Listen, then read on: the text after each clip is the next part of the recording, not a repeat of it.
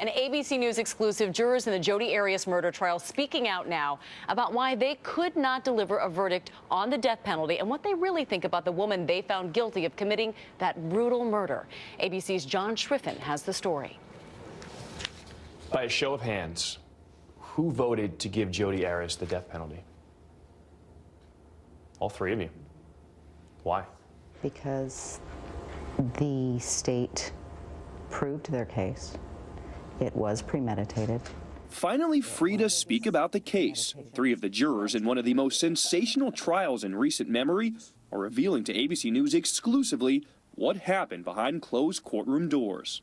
It was extremely gut-wrenching, extremely emotional, very taxing. After quickly finding Jodi Arias guilty of first-degree murder in the death of ex-boyfriend Travis Alexander, these jurors say that determining a sentence of life or death for the 32-year-old was their most difficult decision. For me, it was the brutality and then the way that he was treated after death and shoved in a shower and left.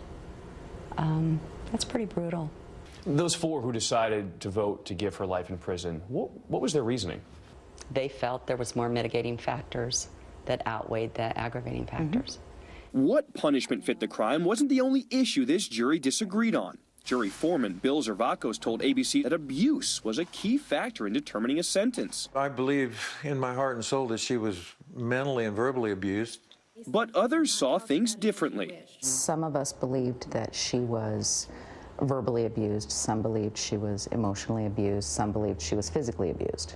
Some believed she wasn't abused at all. Yet none of the jurors we spoke to say they bought Arias' claim of self-defense. What she was telling me just didn't weigh true to me. Nothing weighed true to me. I noticed pretty early on is when Jodi tells a story and she babbles and she adds things on, it's a clear indication to me that she's lying. This whole concept of self-defense was just so non-plausible. Why couldn't this jury come to a consensus and give Jodi Arias the death penalty? You need to remember that each person have different varying ways to analyze and to look at things.